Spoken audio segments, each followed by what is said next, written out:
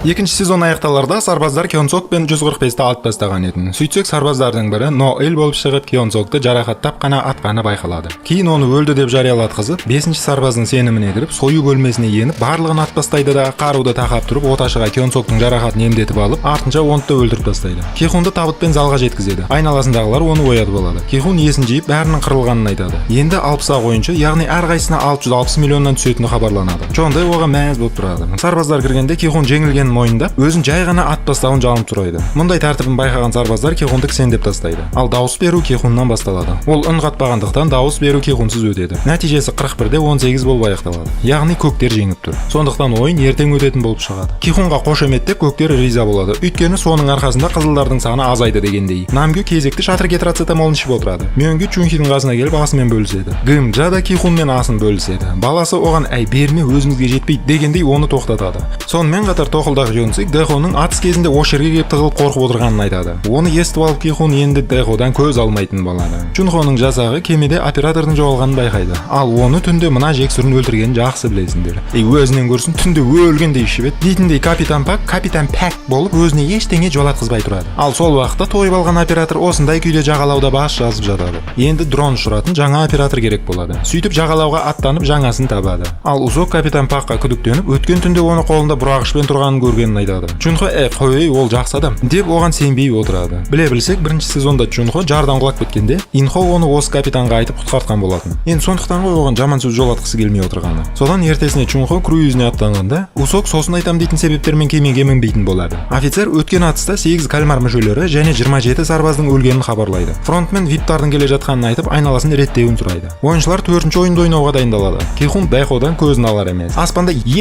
потолок деген сөзге ұқсайтын люстралар ілініп тұрады. Кихун оның бәріне Дэхоны кінәлауын тоқтатпайды. Шыны керек Кихунға айбат шеккен жараспайды оншашы. Керісінше сүйкімді болып кететін сияқтышы. Содан ойыншылар ойын бөлмесіне келіп лохотронда тұрған қызыл және көк шарларын алатын болады. Оны өздері таңдамайды, лохотрон кездейсоқ таңдап беретін болады. Солай көк шар түскендер Йонсик, Мёнги, Хёнжу, Чонбэ және Дэхо. Ал қызыл шар түскендердің ішінен Гымжа, Намгю, Чунхи, Минсу және Кихун. Көктерге кілт беріледі екен. Ал қызылдарға соларды өлтіру үшін пышақ беріледі. Байқап отсаңдар да залдың кіретін іргесі пышақ, ал шығатын іргесі кілттің саңылауындай формамен келтірілген. Көктер есіктерді берілген кілттермен ашып шығатын жерді табуы керек. Ашылған есік екінші мәрте іштен құлыптанбайтын ескерген жөн. Ал қызыл команда көктерді 30 минуттың ішінде тауып өлтіруі қажет. Және бір-бірлерін өлтіруге болмайтын ескерген жөн. Ойын басталмай тұрып ойыншылар қарсыласымен келісіп киім ауыстыруға болады екен. Нәтижесінде Гымжа баласымен және Чунхи Мёнгимен ауысқанын байқаймыз. Гымжа, сенің әкең ылғи ішіп келіп мені өлтірмекші болатын. Нәтижесінде кім бірінші өлді айтшы? Әрине ол. Сол сияқты дәл қазір осы ойында мен оңай өледі деп отырсың да? Уайымдама деп заколкасын бір көрсетіп қояды.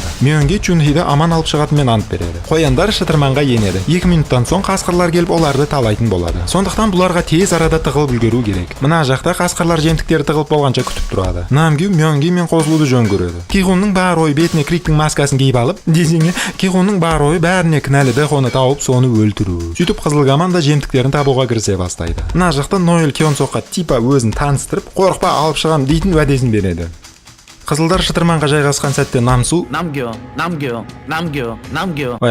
Намгю таныстың шексіздік тастарын қытырлатып Мёнгимен бөліседі. Ол жемейтінін айтады. Намгю жемесең қойшы дейді, екіншісінде аузына залып шатырын кетіруді бастайды. 226 кімді өлтіретінін білмей алмапіс әузмәтөс деп қадамдарын басады. Кихунның бар ойы Дэхоны іздеп тауып алу. Ал Дэхо болса алысқа ұзамай осы жерден табыла кетейін деп табылмай қалады. Нео фанаттарын жетектеп әруақтарын тыңдап, мына жаққа жүріңдер деп ақмақ бас аяқтың соры деген сөз осы кісіге арналып айтылған ұмытпағаймыз. Бір риза болатын бұларға дәліз бойы қызыл шайтандардың біреу кезікпейді ғой жүрген. Чондай есік тауып ашады. Алайда екіншісін ашу үшін 3 бұрыш кілт керек екен. Ал бұныкі шаршы. Сол сәтте бұны дегізіп көк ойыншы кіріп келеді. Оның кілті шаршы болғаны қандай жақсы болды деп қоямыз. Деп қоюлар бұнымен бітпейді. Мына жақта Хёнжу, Чунхи, Гымжа үшеуі келе жатып, үшеуінде 3 түрлі кілттің болғаны қандай жақсы болды деп қоюды да қоржынға қоса салыңдар. Гымжа кілтін алып, мә сен де бола берсінші, мен Чунхиге қараймын, ал сен бізді қорғайсың деп оған сенімін артады. Арасында байғұс байқұс Гымжа баласының дәлізде дірілдеп жүргенін байқап қалады. Ойбай, мына жақта Дайхо біреуді байқап қаша жөнеледі. Кихун соның артынан қуа жөнеледі. Дайхо есікті ашып алған сәтте едені жоқ аймаққа кезігеді. Кихун оның артынан жетіп келіп Дайхоны өлтіріп тастайды десем өтірікші болып қаламын. Өйткені 197 ойыншы Дайхоға қатты ұқсайды екен. Дей тұрғанмен Кихун Дайхоны қарсы есіктен байқап, оған тісін қайрауын жалғастырады. Бір қызығы мына жер көктер тығылуға өте керемет жер. Мысалы, мына біреу парапеттерге шығып алды, жарты сағатты өткізе тұр дегендей. Айналайын-ау, мына жерге тіпті ұйықтап алсаң да болады ғой. Содан Йонсик қорқып дірілдеп, "Дану, мен қазір адам өлтірем ба не?" деп маньяк образын таппай жүреді. Гымжа есікті жаба салғаны сол еді. Артынша бұл жермен Намгю мен Мёнги жемтігін қуып өтеді. Екеуі екіге бөлініп қалады. Мына байқұс Мёнгиға ұсталып қалады да оның шабуылын қайтара бергенде, артынша Намгюға ұсталуды шешеді. Мёнги пышақтап үлгереді. Әрі қарай Намгю пышақтауға кірісе бергенде, Мёнги таласып, "Сен қазір бұны өлтірсең, сен жеңесің. Ал мен не істеймін?" дегенде Намгю "Жата қап жер иіскейсің" деп екеуі бір адамды жабылып өлтіру арқылы жеңісті 0,5 етеді. Демек екеуінде бір адамнан болу үшін екеуіне тағы бір адамды өлтіру қажет деген сөз. Сөйтіп екеуі бөлмеден шығып кеткенде, келесі бөлмеден Минсу шығып, Намгюдің түсіріп алған кресін байқап қалып, өзі де сондайдың бірінен ауыз тиюге қарсы болмайды. Хёнжу бастаған үштік келе жатып 226-ны байқайды. Ол бұлардың арттарынан қуа кетеді. Бір қызығы Хёнжу қасына екі қабат әйелді және тізесі ауру кемпірді сүйретіп тұрып қашса да, мына желаяққа жеткізбейтініне таңғаламын ғой. Сөйтіп үшеуі текпе-жекке жеткенде, Чунхи пырт еткізіп тобығын қайрады. Ал 226 "Бла қаш, маған тек біреу ғана керек" деп тұрғанда, Хёнжу қалтасынан мә деп беретінін беріп, шынтақпен періп, үстінен асыра лақтырып, пышағын тартып алып, шын жүректен оған өлім сыйлайды. Чонды саңлауы 3 бұрыш есікті тауып алып, оны қасындағыға ашқызады. Бірақ арғы есіктен 349-дағы қатын шыға келіп, 232-ні пышақтап тастайды. Екеусіңдер ғой, жабылып жатып пышағын тартып алсаңдар да болар еді ғой. Жоқ, одан да есікті жауып алып, арғы бетті бұтқа жіберіп тұру керек дейсің ғой. Жарайды, сендік ал. Артынша Чонды оның кілтін алады. Мына жақта Чунхидің тобығы ісіп кетіп, жылдамдық покинул чатқа шығады. Мёнги мен Намгюдің көзіне дашырақ шашты 410 ілінеді. Бұл біле білсеңдер ылғи қарсы емес тетігін басып жүрген етін. Саған сол керек дейміз де екеуіне өлтірт дейміз. Келісім бойынша бұлар екі адамды жабылып өлтірсе, ойынды өткен болып саналады. Болып саналмақ түгіл оны хабарлайды. Осы сәтте Чунхидің де құлағы шетте қалмай, одан үлкен үмітпен көмек күтеді. Ендігі мақсат Мёнгиға Чунхиді тауып алып аман-есен алып шығу. Әрбір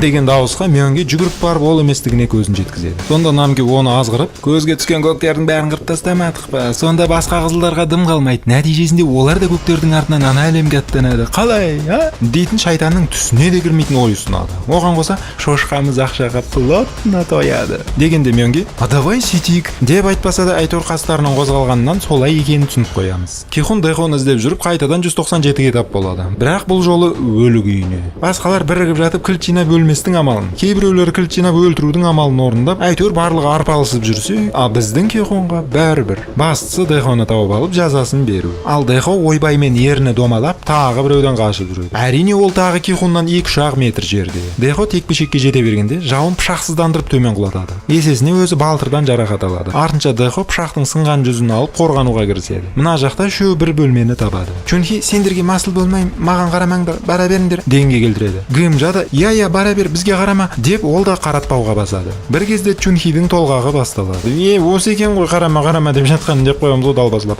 Содан Чунхи тууға кіріседі. Гымжа оны қабылдауға кіріседі. Хёнжу бөлмені перзентхана етіп, ешкімді кіргізбеуге кіріседі. Негізі өмірде толғақ пен туудың арасы неше минут еді деп ұмытып қала саламыз ғой арасында. Мейлі, Йонсик қанды есікті байқап ішіне кіріп көреді. Сөйтсе есіктің арғы бетінде көк ойыншы тығылып отырады. Йонсик оны өлтіруге батылы жетпей ойланып тұрғанда 172 өзіне жабуыл жасайды. Йонсик өле берейін бе, не істеймін деп жатқанда, режиссер әлемесі деп 2-3 алып келіп 172-ні өлтіртеді. Нео фанаттарын алып келе жатып, "Аталарым осы есікті аш" деп жатыр. Деп осы есікті ашады. Алайда осы есіктен Намгю мен Мёнги шыға келіп екеуін пышаққа іледі. Ал Шалабай апамыз фанаттарын лақтырып, зыттым сәулем көргенше болып жоқ болады. Мёнги алды-артына қарамай адам өлтіру болған тек сән бола бастайды. Сөйтіп Нео қашып келе жатып Кихунға кезігеді. "Нео, білесің ба? Мен Дайхоны көрдім. Ол қанмен із қалдырып жүр. Бар да соны өлтір. Менде нең бар" деп Кихунның миын бықпыртып, соның артынан аттандырып жібереді. Әрі қарай өзі дәлізді кезіп жүргенде, шатырдан тайып Сэмиді іздеп жүрген Минсуды кездестіреді. "Енді қалмаған сен едің" деп Нео бос есікті тауып алып сол жерді паналайды. Сөйтіп шығатын жағы деп жүргенде шығатын есікті табады. Бірақ оны ашу үшін 3 түрлі кілт керек болады. Ойынның бітуіне 10 минут қалады. Ал Йонсик әлі бір адам өлтірген жоқ. Нео кілт іздеуге шығып адаспаудың жолын қарастыра бастайды. Чонды тығырыққа тіреліп, Намгю мен Мёнгиді күтіп алады да, бетіне қанды жағып өтірік өліп болып жата қалады. Ал Джокерге жатып алған Намгю ойын басында әлгі шатыр кетрацетамолдың екеуін қылқытып алганын жакшы билебиз. Сондуктан огон өлүктөрдүн өзү тиридей көрүнүп, Чонденин касына жакындаганда ол коркканынан Чунхидан бурун босонуп кое жаздайды. Сүйтүп Мёнги далбасалап отурган Намгюду алып кетеди. Негизи бул да убакыт өткүзүүгө өтө жакшы тасыл экен деп отурганымызда, килт тергиш баксы буну оятып алып өз менен бирге алып жүрөдү. Артынча көз кыйыгы менен кан менен сызып кеткен багыт табыштарына карап, төр берместен тылсым күчтөрүнө сендирип, Чондени шыгатын жерге алып келеди. Радомгор болсо Чунхиди бабы берик болсун деп куттуктап койсак болот. Ал кындыкты немен кесемиз деп атканда, Гымжанын заколкасы көмөккө келеди. Артынан бабы берик болсунун айтып, кызылдардан 202 келеди. Хёнжу оган риза болмай, "Немне күлсүз кеп турсуң" деп пышагын алып, "Жүрүш, дәлизге чыгып сөйлөсөйчү" деп дәлизге чыгып төбелеседи. Арасында саннан жаракат алып үлгөрөдү. Түбүндө Хёнжу шын жүрөктөн дейтин адисти колдонуп 202-ни өлтүрөдү. Негизи элдер таза кол менен бетиндеги канды сүртүшү эди. Бул болсо таза бетине колундагы канды жагатыны кызык экен. Бир жакшысы кызылдардан 39 буну көрүп,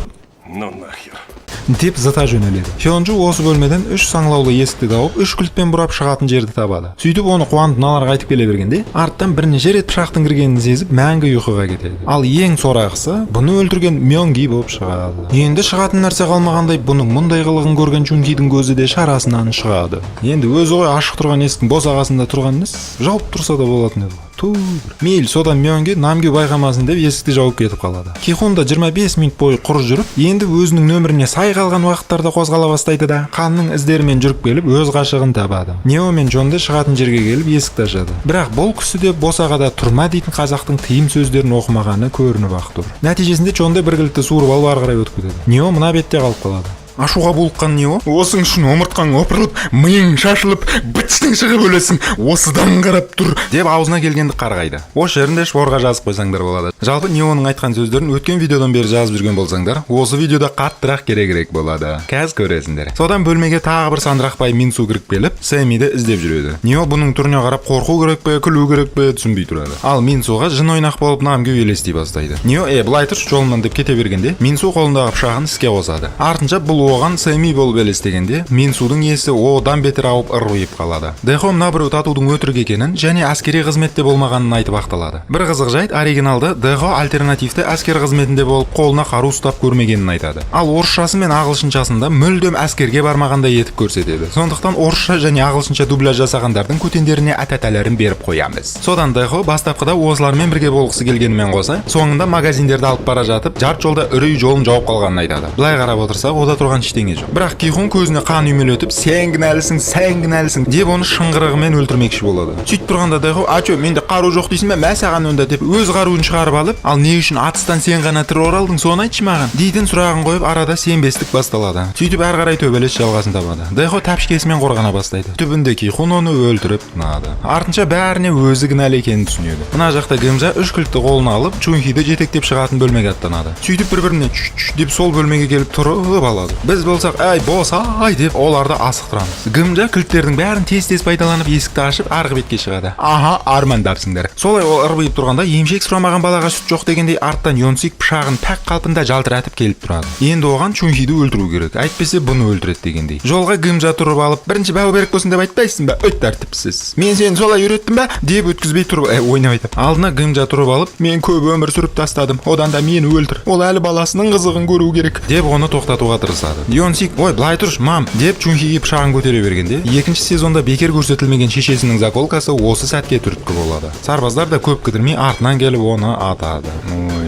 Кихун өз-өзүнө кол жумсамак болуп отурат. Мерген сарбаз буган өлүүгө болмайтынын түшүндүрөдү. Ал энди экинчи оюн жайлы шагымымды айтайын. Бул оюн көк команда үчүн өтө жеңил деп ойлойм. Өйткөнү байкап отсоңдар, барлык оюнчуларда алдыңкы оюндагыдай топко бөлүнүү жөнүндө тажрыйбе бар. Мисалы 30 секунд ичинде бөлмөлөргө кашыктык кылууду биледи. Ал мына жерде баакандай 2 минут берилет. Неге сол убакыттын ичинде 30 оюнчу мисалы 10-нан 3кө бөлүнүп, бөлмөлөргө тыгылып алып, барлыгы жабылып, эсикти итерип отура бермеди? 10 адам жабылып устаса, кызылдар ар жактан бир итерет, 2 итерет, болду, одан кийин ары карай кетип калат эле го. Бул әсіресе мына бестикке катысты. Мисалы оюнчулар Г деген әріпті келтирип алып, бирөө эсикке такалып, соңгусу кабыргага аяк тиреп отса, эсикке кулптың да кереги жок ғой.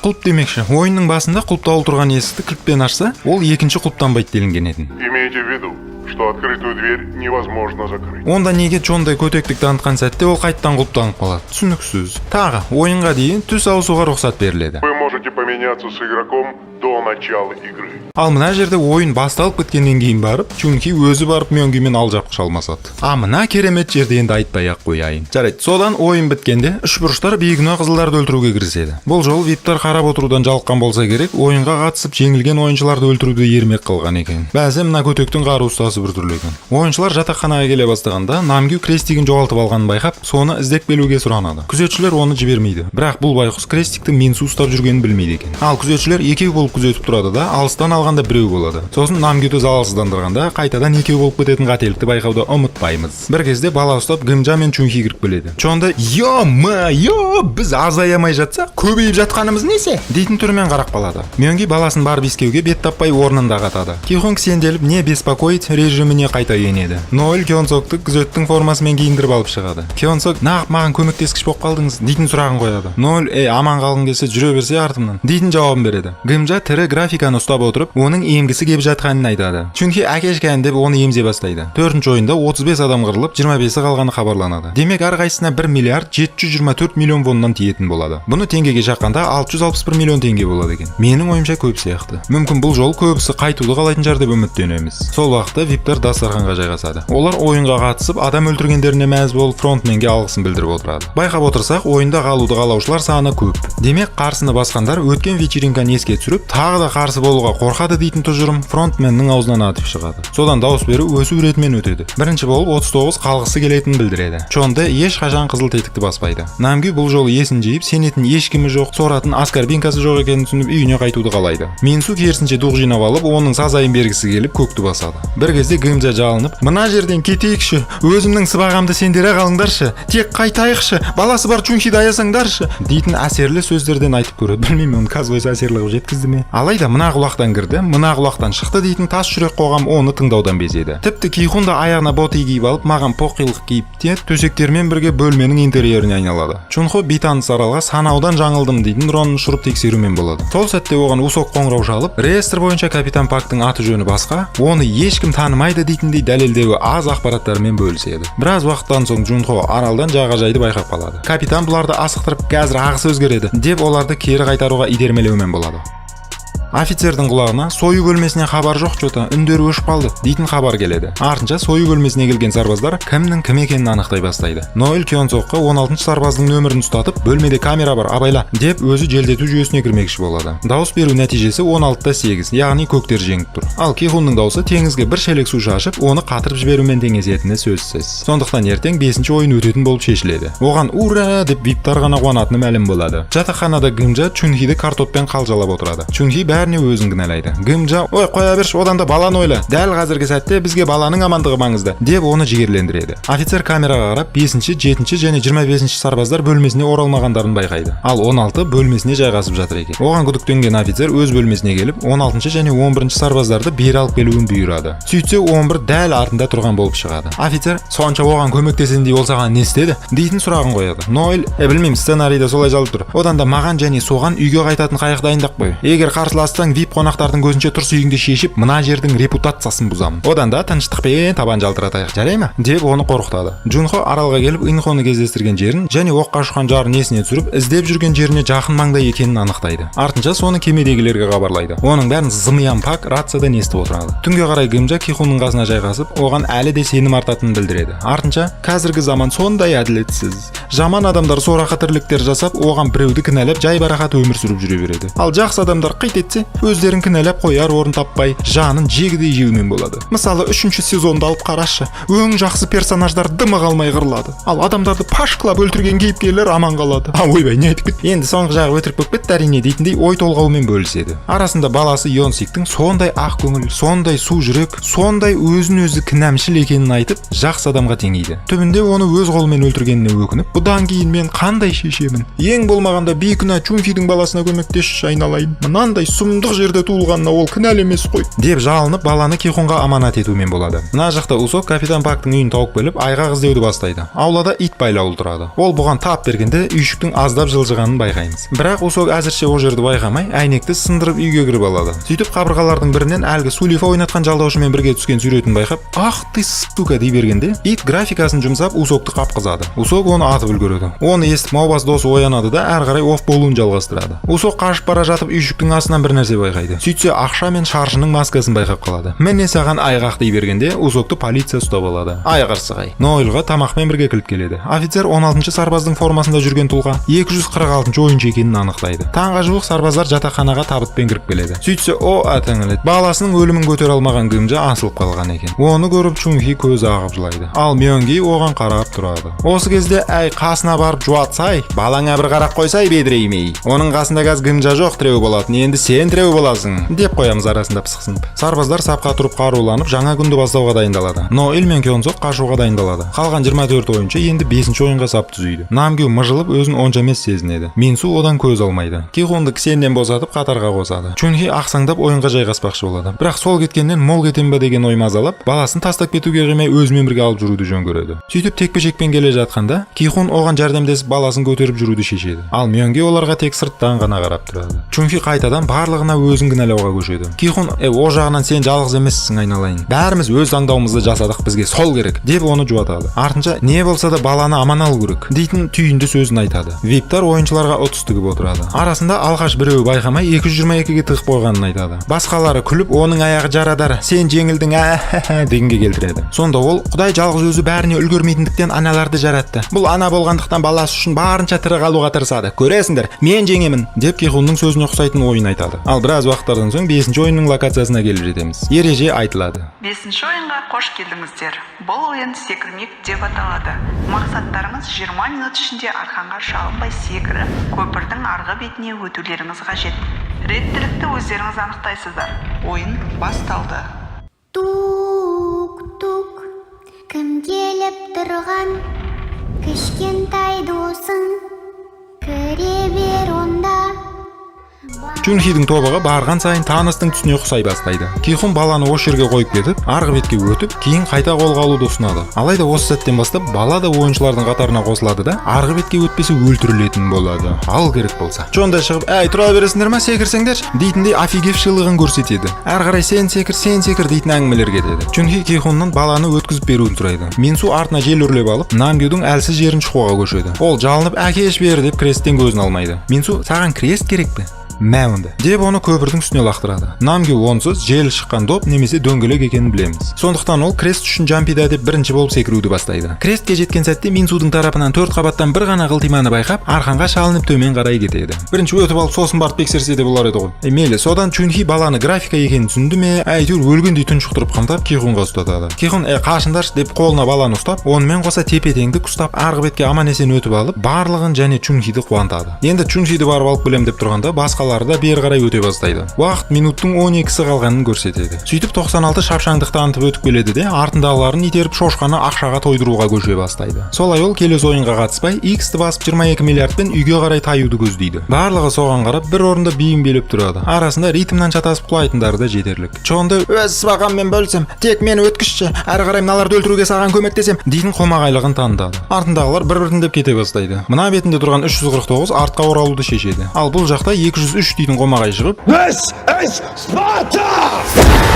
деп оны итеріп жібереді. Минсу шатыр кетрацетамолдан жібереді. Чонды, ойбай өлдім, жібер деп тұрғанда Кихун шығып, көтіңді қыста оларды жібер, әйтпесе сені итеріп жіберіп, өзім жалғыз қалып барлық ақшаны өзім ұтып алам деп 100 бен 336-ны өткізеді. Ар жақта Чунхи шынығып секіріп көреді. Алайда бәрі сәтсіз. 7 минут қалады. Мёнги Чунхиді тартып, жүрсеш, мен сені аман алып шығам дейді. Чунхи мына болған жағдайда әлі ұмытпағанын айтып, оның көзінен тек деген сөзді оқиды. Артынша ісіп кеткен аяғын көрсетіп, "Ал, мені көтере аласың ба? Бұтың ашып қоймайсың ба?" дейді да Мёнгидің көзінен "Ой айналайын, басым аман болсын" дейтін сөзді байқайды. Соңында "Бала менікі, бізге енді түсімізде де жолаушы болма" деп оны өзінен аулақтандырады. 96 енді Кихунға жабылдайды. Кихун оның көзін ағызып "Келесі аялдама сенікі" деп оны ұшырып жібереді. Бер жаққа 353, 39 және 203 ойыншылар өтіп шығады. Қайрат Нұрт, Минсуға кампиттің әсерінен келген жын ойнақтар бұл жолы қуыршақтың тірілуіне әкеп соғып, өз толқынын ұстап алып, ойынды жеңіспен аяқтайды. Артынан Мёнги Чунхиге қимастықпен қарап аман өтеді. 1 минут қалғанда Кихун оның артынан бармақ болып оқталады. Алайда Джунхи: Кихун мырза, әуре болмаңыз. Балам сізге аманат. Өйткені сіз өлсеңіз балама ешкім қарай алмайды. Бағана не қылсақ та бала аман қалу керек деп айтқан жоқсыз ба? Сондықтан мен осы жерінде өле салайыншы деп өз-өзін құрбан етеді. Сөйтіп Джунхидан айырыламыз. Негізінде секірмей-ақ көпірдің астымен асылып қозғалғанда өтіп кетер ме еді, кім біледі. Құласаң да бәрібір бір ажал дегендей ғой. Бірақ ондай болса мынадай көз аққан драманы тамашалай алмас едік қой. Мейлі. Мына жақта Ноэль мен Кёнсок периметрді күзету дейтін команда алып, аралдан қашу дейтін әрекет жасауға кіріседі. Офицер олардың артынан аңдайтын жасағын дайындайды. Ойын біткен соң қалған 8 финалистті құттықтаймыз. Виптар оларға қарап, сәбиді не істейміз дейтін сұрағын қойып отырады. Сонда фронтмен сәбиге шешесінің нөмірін беріп ойынға қосуды ұсынады да, сәби шешесінің орнына ойынға қосылса, дауыс беруде, ойында әй қызық болады,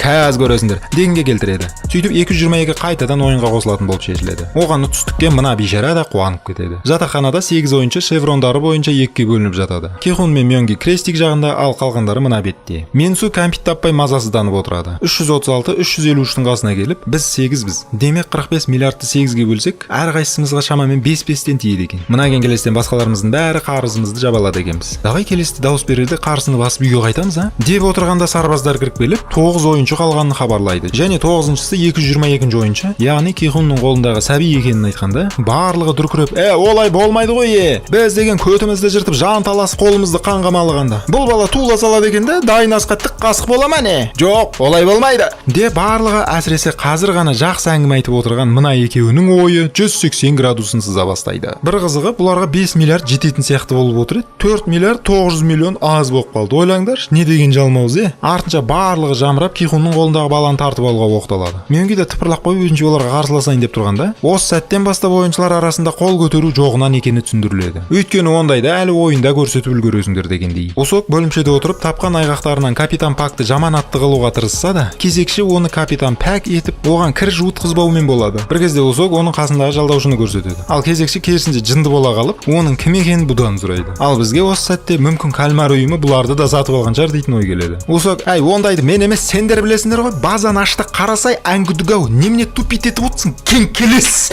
дегендей әңгіме айтады. Ал бұл керісінше оның өткен кеткенін ақтарып, өзіңді жөндеп алсай шырағым дейтін жауабымен кірді Усоктың бетіне жағады.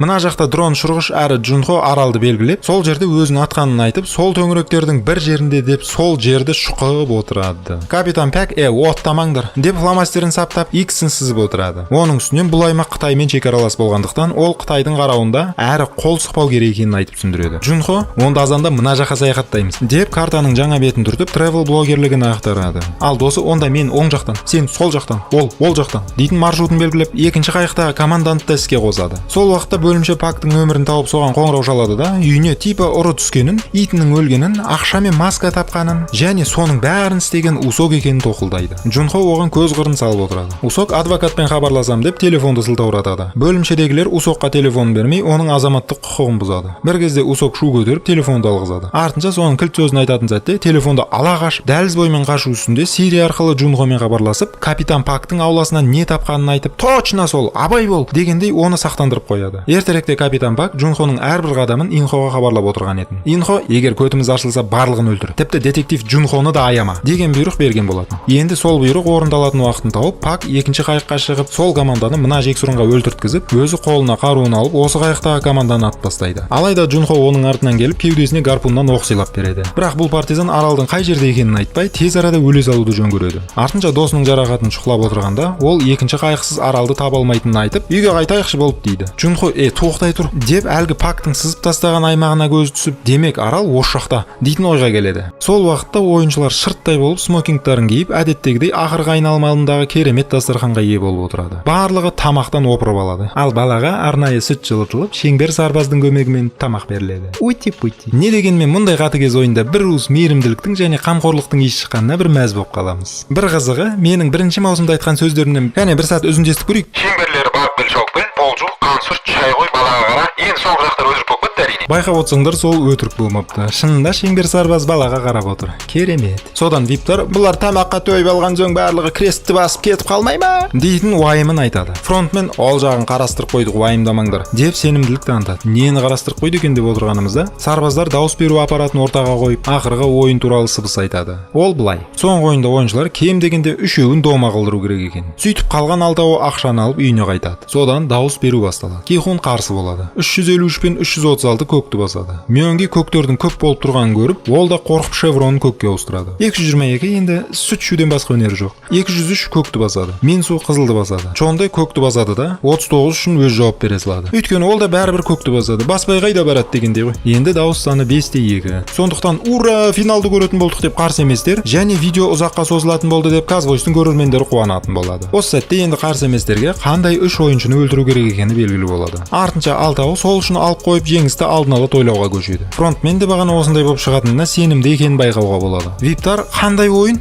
Тезірек ертең болса екен деп Казвойстың видеосын күткендей тағатсызданумен болады. Екінші кемедегі жексұрын бәрін өлтіріп фронтменге хабарлайды да бірінші қайықтағы капитан Пактан хабар жоқ екенін жеткізеді. Офицер Нойлға рациямен шығып, анда Қастаушамен қанша жүзем деп отсың? Ойыншыны бізге жеткіз. Әйтпесе біз одан бұрын оның онкологияда жатқан қызына бірінші болып жетеміз деп Нойлды қорқытып қайықты кері бұрылдырады. Нойл оның қызы қауіп үстінде екенін айтып, тұман барда тезірек табан жалтырат деп өзі қайта нысанға оралады. Офицер 246 теңізде жалғыз қалғанын көріп, оған өлтіріңдер деген жасақ жібереді. Нойл желдету жүйесі арқылы өз қарсыласына жол салады. Мына жақта алтауы команда құрып, Кихунды, баланы және Минсуды өлтіреміз де 7 миллиардты алып үйге қайтамыз деп ақылдасып, үшеуіне көзін аларта бастайды. Не дегенмен бұларға баланың ойында болуының пайдасы бар екен. Біраздан соң фронтмен Кихунды шақыртып, жабық түрде подкаст ұйымдастырады. Ол Кихунның және баланың амандығын тілеп, қолына пышақ ұстатады да, ана қомағай малдар ертең сені және баланы өлтіруге оқталатын болады. Сол үшін олардың қазір тас ұйқыдағы күйін пайдаланып шабуылды бірінші жаса. Сонда ойын 2 адаммен өтпей, екеуің үйге қайтасыңдар. Істегенің маған жақсы, құтылғаның өзіңе жақсы, бірақ виптарға жаман. Маған жақсы болса саған жақсы, саған жақсы болса маған жақсы, бірақ виптарға жаман дейтін мүмкіндігін береді. Кихун не болып қалды? Маған жанкүйер болайын дедің бе? дейтін сұрағын қойғанда, фронтмен маскасын шешіп, өлтіргің келсе өлтір. Одан бәрібір дым шықпайды. Одан кейін менің орныма басқа біреу келіп отырады. Сосын өліп кетсең де ойын жалғасын табады. Мен айтқан нәрселерді істеп аман қалудың қамын жаса одан да. Давай сәттілік.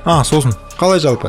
Адамдарда мейірімділіктің сақталатынына сенесің бе әлі? дейтін сұрағын қояды. Кихун үн қатпастан кетіп қалады. Біраздан соң Кихун қолына пышағын алып Чондайның қасына барады. Ол өліп ұйықтап жатады. Енді мынандай алкогольді қылқытып алу оңай дейсіңдер ме? Содан Кихун Чондай Пондайсымен бірге бәрін өлтіріп, финалға жетпей баланы және ақшаны алып үйіне қайтады десем өтірік дейсіңдер әрине. Конечно өтірік. Енді ақкөңіл Кихунның қолынан ондай келе қоймас. Өйткені оның екінші сезонда бәрін өлтірмеймін, бәрін құтқарам дейтін миссиясын ұмытпаған жөн. Оған қоса оған бірінші сезондағы себебі елестеп, Кихун, сен ондай емессің деп Кихунның пышағы қалтасына салынады. Бірақ Кихун крестиктерді құрбандыққа бергенде, бейкүнә Дэхоны өлтіріп жатқанда, Кихун ондай бола тұрады. Ал дәл қазіргі сәтте баланы және өзін өлтіруге дайын жалмауыздарға келгенде, Кихун ондай емес бола қалады. Та бар ғой. Эмель, рахмет себеп кіріп шыққаныңа дейміз де 2015-тегі Инхоның жағдайына ораламыз. Бұл кезде оған Ильнам пышақ ұсынған екен. Ол ешкімді аямай, дымын қалдырмай өлтіріп ойынды аяқтағаны белгілі болады. Енді Инхо Кихунның осындай шешіміне, яғни адамды мал қылып жіберетін ойындардың бәрін өтіп шықса да, адамгершілік қасиетін әлі де жоғалтпағанына таңғалып, А что, так можно было, что ли? дейтін мемді еске түсіріп алады. Джунхо тұманға шомылып, соңғы үміттермен аралды іздейді. Бір кезде оған Инхо хабарласып, кері қайтсай бауырым, ішіндегі тәуірім, егер кері қайтпасаң, қысқарады ғұмырың деп тақпақ айтады. Джунхо оған бой бермей, атамын деп қақсайсың, жамандықты жақтайсың, қасыңа барып табылсам, бәрібір мен атпайсың дегенге ұқсат қолдарына домбыра алып айтысты бастайды. Инхо, ойбай, мына ақ момын тұрғанда телефонды қоя салайыншы дейді да, телефонды қоя салады. Содан таң атқанда білесіңдер не болатынын?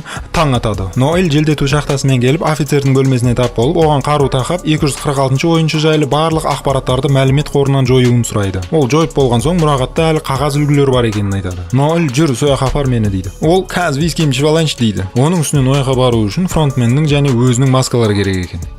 Мына жақта ойыншылар есінеп, ұйқысынан оянып, ойын локациясына қарай соңғы қадамдарын басады. Уақыт өте келе, осындай үстіге қарай қарасаң кепкаң түсіп қалатын биік 3 платформаны байқаймыз. Сөйтіп барлығы шаршы платформаның лифтімен жоғары көтеріледі. Сол уақытта басқа лифтте қаруды тартып алып, артынша быт-шыт болып төбелесу дейтін әрекеттер орындала бастайды. Фронтменнің бөлмесіне жеткенде төбелес басылар емес. Ноэль 246 қызын құтқару керек. Өтінем, оларға кедергі жасамаш деп жалынады. Офицер, солтүстік Кореядан қызыңды өткізе алмағандықтан өзіңді жегідей жеп, кінәңді біреудің қызын құтқару арқылы жуып шаймақшысың ба? Білесің бе, мен де солтүстіктенмін. Мен ояқта жақынымды жоғалттым. Оған бүйрек керек болды. Мен таба алмадым. Ал мына жақта бүйрек өте көп екен дейді. Ноэльді өлтіруге оқтала бергенде, оны виптар жаққа ойынның қызығына шақырады. Ол қазір барам дейді. Ноэльді өлтіруге оқталғандай болып, кинозаңдылықты орындап, ары қарап 2 сағат әңгіме айтады. Сол уақытта Ноэль лифтқа қарай сүйретіледі. Офицер оның ашылмайтынына сеніп тұрғанда, Ноэль ашып жіберіп қаруды қолға алып, офицерді ат бастайды. Мына жақта соңғы ойынның ережесі айтылады. Алдарыңызда соңғы ойын.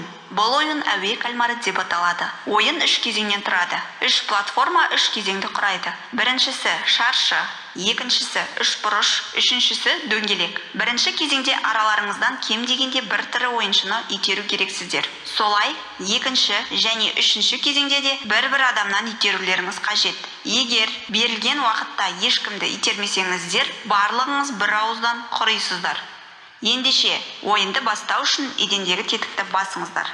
Ал енді алтауының көзі Кихонға қатты түседі. Мына жақта Минсудың көзіне Субон елестеп крестигін көрсетеді. Ол аз десеңдер Намгю аяғына жармасып крестикке таласады. Минсу оларды тепкілеп қуа бастайды. Ал Мyeonggiдің көзіне ол ауаны тепкендей болады. 15 минут беріледі. Әрі қарай алтауы кімді итереміз дейтін сұрақтарын қойып, дауыс беруге көшеді. 39 бен 353 222-ні лақтырып жіберуді ұсынады. Өйткені оның шешесі өлді. Бұл не үшін бізбен бірге ақшаға таласу керек дегендей. 203 егер бала жеңіп шықса, ол не істейді? Оның шешесі өлді. Әкесін білмейміз. Ол өзі бәрібір күн көремайды ғой Кихунтай дегендей аянышты түр жасап баланы тастауға ұмтылады. Сол сәтте Мyeonggi қарсы ой айтып, 222-ні 456-ның қолынан ажырату қиын болады. Одан да ең бірінші 125-ті лақтырайық. Ары қарай дәлші болшы 222-ні 456-тан ажыратуды ойластырамыз дейтін ұсыныс айтады. Барлығы 125-ті итеруге дауыс береді. Енді оны итеру қалады. Чонда балам өзің ақ секіре салсай дегенге келтіреді де 203-ке сен итерш күшің көп қой дейді. 203 ой итерген сәтте өзімен бірге мен тартып кетсе қайтем дейтін жан тәттілігін білдіреді. Уақыт 2 минут қалғанын көрсетеді. Сонда Мyeonggi ортадағы ұстағыш бақанды қолына алып, былай тұрыңдар деп Минсуды итеруге кіріседі. Минсу көз алдына Сэмиді елестетіп, жүр менімен дейтін сәтін есіне алады. Ол кезде қайшы жасай салып еді. Бұл жолы қолын беріп, жаны жай тапқандай болып, бақанмен бірге төмен кетіп, жаны тыныштығын да табады. Ноэль астыдан біреу кеп қалмасын деп, офицердің денесін лифттің есігіне тіреп кетіп, фронтменнің бөлмесіне рум-тур жасап жүріп, Илнамға сілтеме байқайды. Жабық тұрған есіктерді ашып кірмей атып кіріп, ойыншылар жайлы ақпарат қағаз жүзінде сақталатын мұрағатқа тап болады. Виптар мен айтайын деп жатқан әңгімені бір-біріне айтып қарап тұрады. Ал менің айтайын дегенім 125 кетті.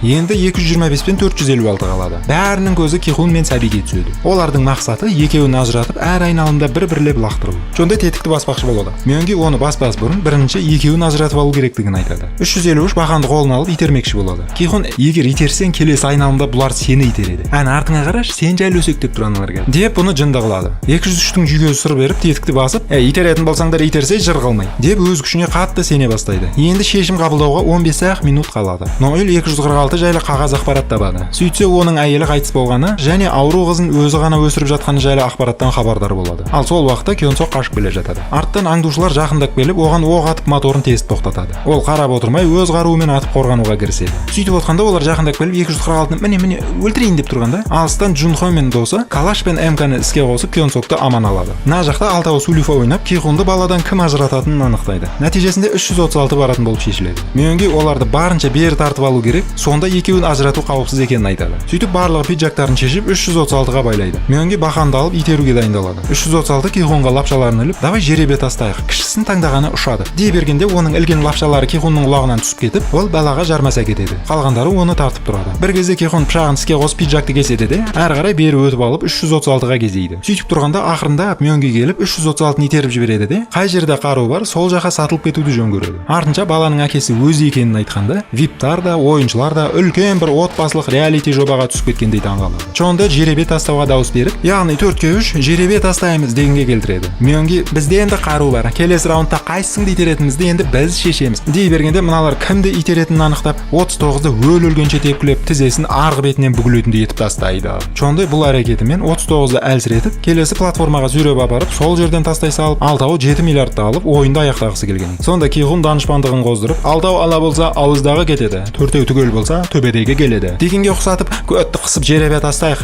солай әділ болар деп бәрінің жынына тие бастайды. 203 бұған шыдамай Кихунның қолындағы пышақты тартып алуға әрекет жасайды. 353 MG Coinға шабуылдайды. Кихун пиджакпен қорғанып жатып, хаба тәңілет, бұндай боларын білгенде түнде ақ өлтіріп тастайтын едім ғой деп өкініп 203-тің жүрек тұсына пышақты аямай тығып, оны өлтіріп тынады. MG Coin 353-ті спарталық тәсілмен лақтырып жібереді. Енді Чонданың өлетін уақы келген сияқты. Ол, мына ланчбоксты ана жаққа апарып лақтырамыз да 11-де 4 миллиардты аламыз. Жарайды, маған 10 миллиард жетеді. Өздеріңе 1-де 4-ін бөліп берем деп ақшасымен бөліскендей болады. Ал Myeonggi бізде 15 миллиард болады. Бірақ сенсіз дейді де оны итеріп жібереді. Чонда мына бақсының қарғысын суреттеп, тура сол үлгіде өле қалады. Кихун, натури сен ақшадан өлген екенсің ғой дейтін түрмен оған қарап қалады. Ендігі мақсат 39-ды ана жаққа өткізу. Аха, көнейін деп тұрған ол жоқ. Бір кезде ол, болды мен ойнамаймын дейді де секіріп кетеді. Солай 222, 456 және 333 қалады. Джунхо Кёнсоктың 246-шы ойыншы екенін біліп алады да, аралдың қай жерде екенін сұрайды. Ой, тарихтыга 2 сезон бою таба алмай жүрген арал енді туманның арасынан көрінеді ғой алғы жердеше. Содан Жунхо жағалау күзетіне өздерінің координатын беріп, өзі оттегі баллонмен сол жаққа аттанбақшы болады. Не де болса бір пайдасы тиді.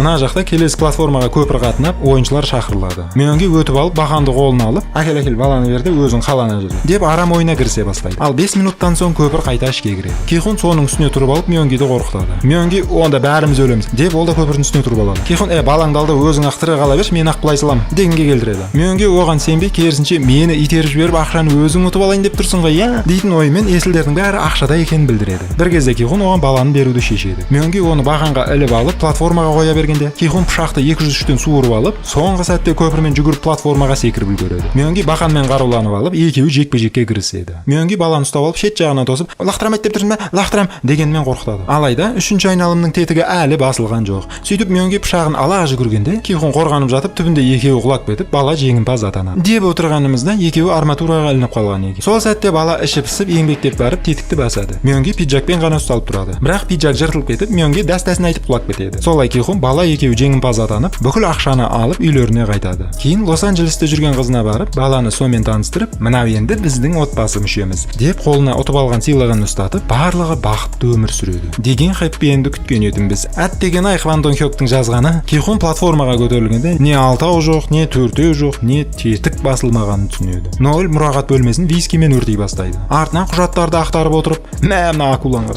өзі туралы мәлімет табады. Соның ішінен қызын көріп қалып, көз жасына ерік беріп, "Мынадан кейін мен қандай анамын" деп өзіне қояр орын таппай, басына қару кезеніп, өз-өзіне қол жұмсауға дайындалады. Фронтменге "Ініңге қал, чай қоя бер" дейтін хабар келеді. Мыналарға жағалау күзеті келеді. Оны кальмарлардың дроны аңдып фронтменге жеткізеді. Жунхо су астымен нысанға апарар жолын тауып, сол жақтан сүңгіп шығады. Кихун тетікті басып, қолына баланы алып, платформаның шетіне келіп тұрады. Виптар бұған таңғалып, кальмар ойында ешкім 2 мәрте жеңбегеніне таңырқап тұрады. Бұлардың ойында сол Кихун баланы лақтырады дейтін ой ғой баяғы. Сөйтіп Кихун баланың шекесінен сүйіп, оны еденге қойып, "Біз сендерге мал емеспіз. Біз адамбыз.